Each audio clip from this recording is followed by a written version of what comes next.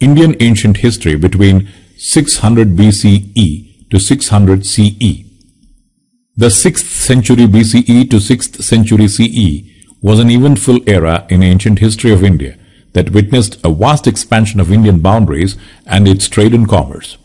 Associated with it, there were some marvelous dynasties of its time which played a prominent role in shaping the ancient political history of India. This brought about with remarkable changes in its socio-economic life. All these changes had a marking impact on our ancient art, architecture, society, science and literature.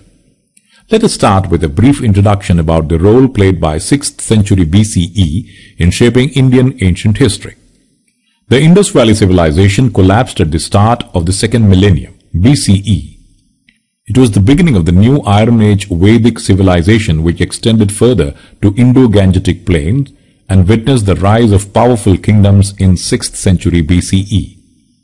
This era is regarded as a major turning point in early Indian history as it is associated with the emergence of early states and cities, the growing use of iron, the development of coinage, trade, literature, and growth of diverse systems of thought, especially Buddhism and Jainism.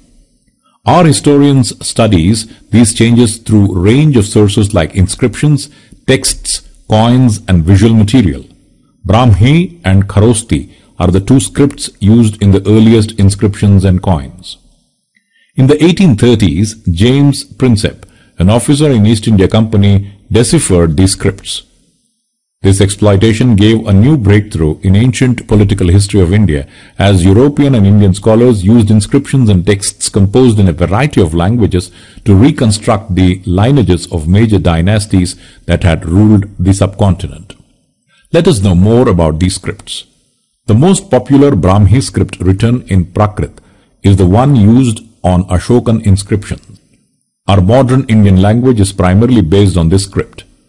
Dozens of other modern scripts used across South Asia have also descended from it, making it one of the world's most influential writing traditions.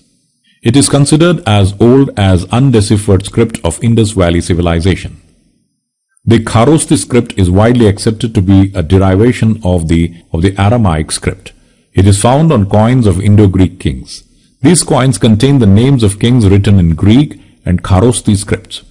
European scholars who could read the former compared the letters and found out the similarities. With Prinsep identifying the languages of the Kharosti inscriptions as Prakrit, it became possible to read longer inscriptions as well. Let's now find out the political developments which occurred in the beginning of the 6th century BCE. The beginning of the 6th century BCE witnessed the emergence of Mahajanapadas. The early Buddhist and Jaina texts mentions 16 states known as Mahajanapadas or great kingdoms. The most important ones were Vajji, Magadha, Koshala, Kuru, Panchala, Gandhara and Avanti. While most Mahajanapadas were ruled by kings, some known as Ganas or Sanghas were oligarchies where power was shared by a number of men collectively. Both Mahavira and Buddha belonged to such Ganas. Each Mahajanapada had a capital city, which was often fortified and were maintained by an incipient armies and bureaucrats. Dharma Sutras, a Sanskrit text written in 6th century BCE, mentions the rules and norms for the Rajas or Kshatriyas. It advised them to collect taxes and tribute from the cultivators, traders and artisans.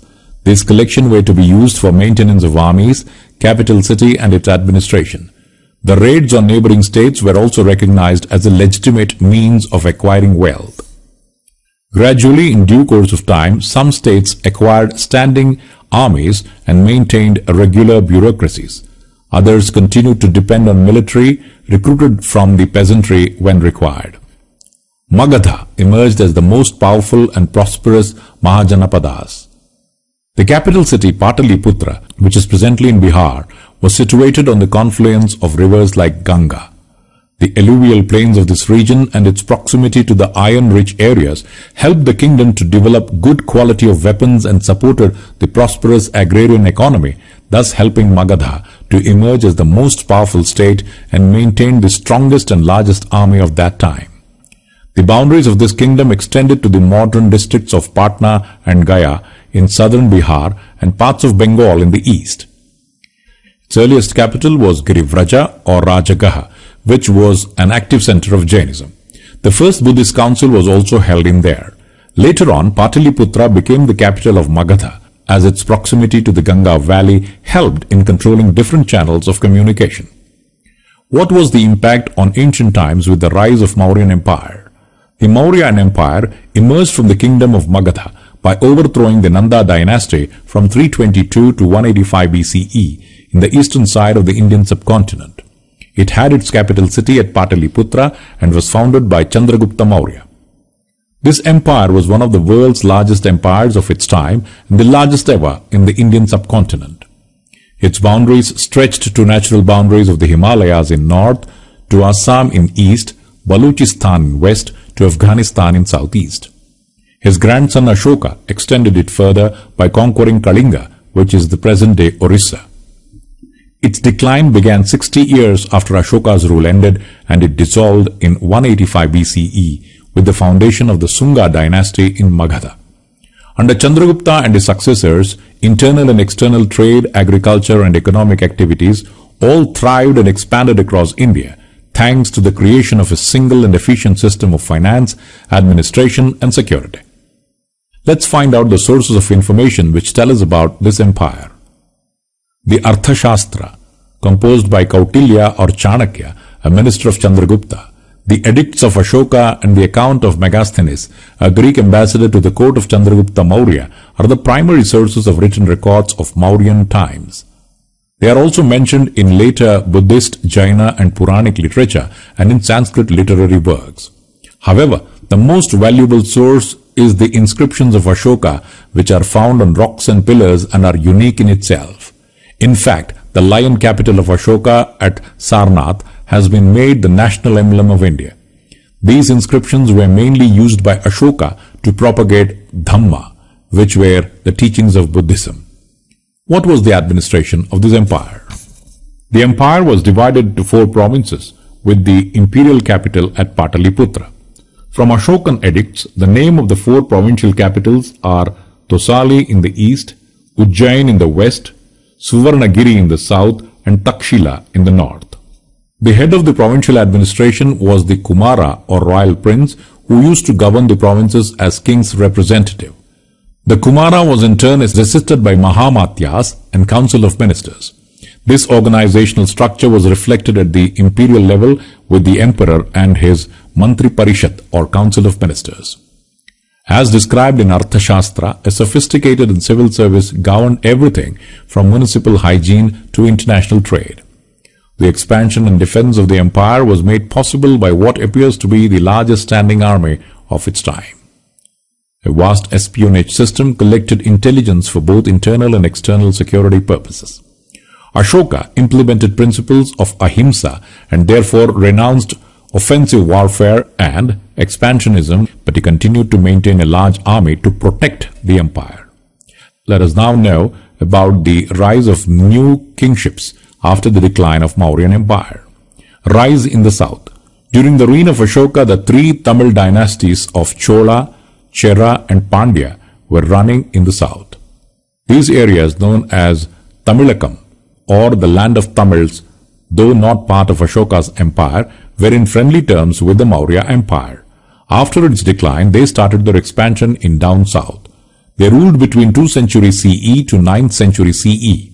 However, these clans were continuously fighting with each other for supremacy in south and are basically known for their art and architectures. Tamil Sangam texts is the main source which tell us about these kingdoms.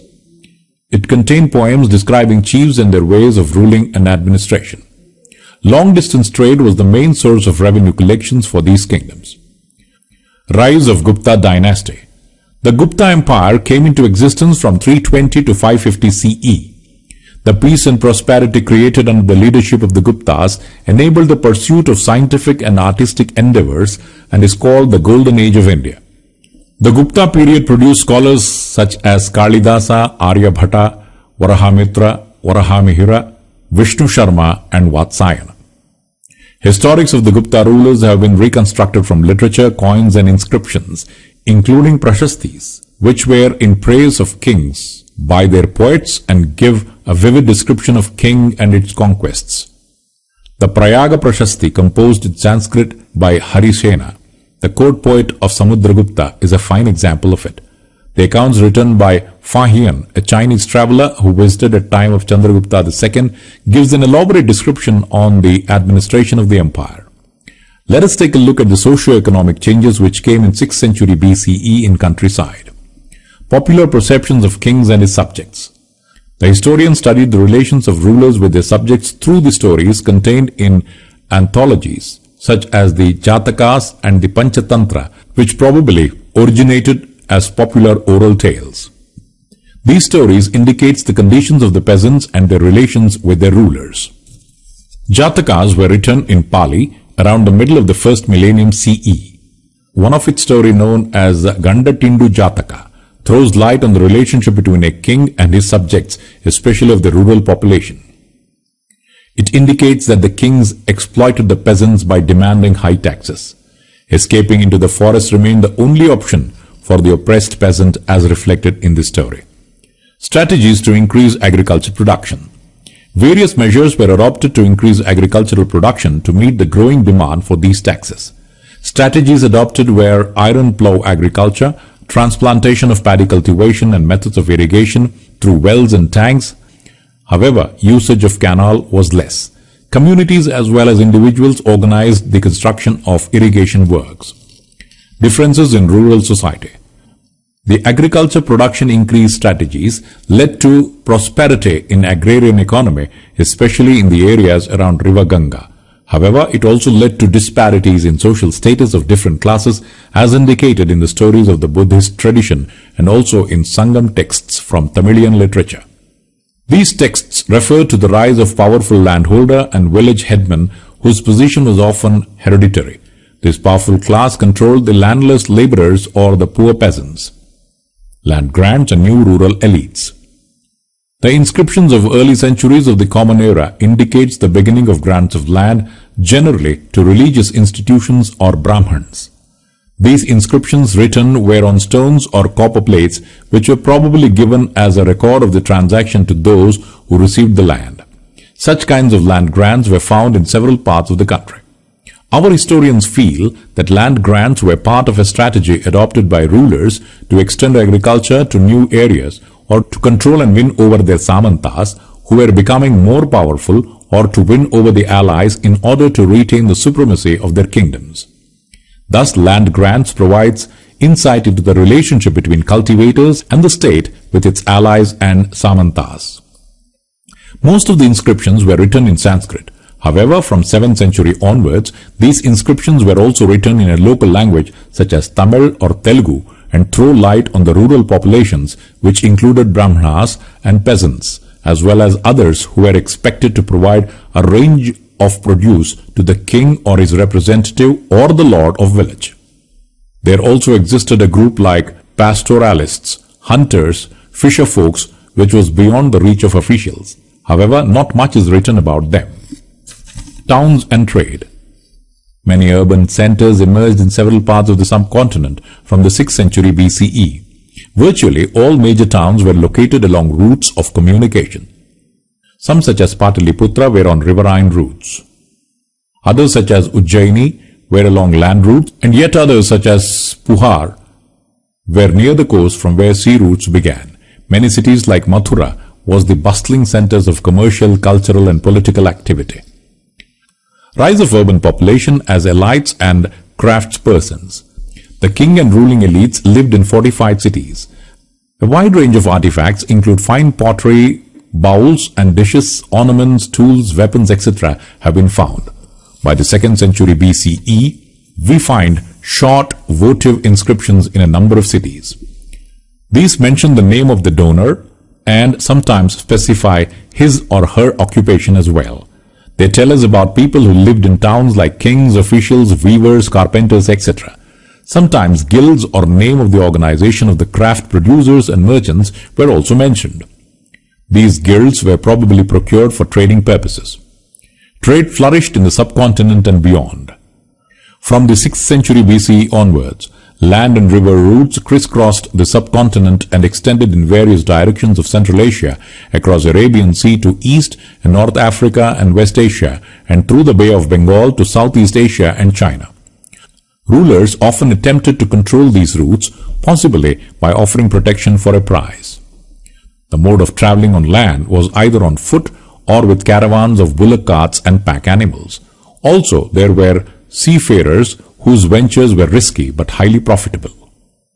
With the course of time, successful merchants mentioned as Masattuvan in Tamil and Sethis and Sattavahas in Prakrit became enormously rich. A wide range of goods which were carried from one place to another were salt, grain, cloth, metal ores and finished products, etc. Spices, especially pepper, were in high demand in the Roman Empire, as were textiles and medicinal plants, and these were all transported across the Arabian Sea to the Mediterranean. Coinage system. The 6th century BCE witnessed introduction of coinage as the part of exchange system. Punch-marked coins made of silver and copper used by empires like Mauryans were amongst the earliest to be minted and used. These were primarily issued by kings, besides few prominent merchants and bankers. The first coins to bear the names and images of rulers were issued by the Indo-Greeks in 2nd century BCE, and the first gold coins issued in the 1st century CE were by the Kushanas. The use of gold coins indicates the enormous value of the transactions that were taking place in those times. Herds of Roman coins have been found from archaeological sites in South India, thus indicating that exchanges were just not confined within political boundaries. Coins were also issued by tribal republics such as that of the Yasodhayas of Punjab and Haryana in 1st century CE. However, some of the most spectacular gold coins were issued by the Gupta rulers. However, from 6th century CE onwards, finds of gold coins taper off. Historians feel that was because of the collapse of the Western Roman Empire, long-distance trade, which in turn affected the prosperity of the kingdoms that had benefited from it. Another reason could be emergence of new towns and networks of trade around that time. To conclude now, the remarkable changes that were witnessed in between 600 BCE to 600 CE played a prominent role in shaping the era of Indian medieval history which started in 800 CE.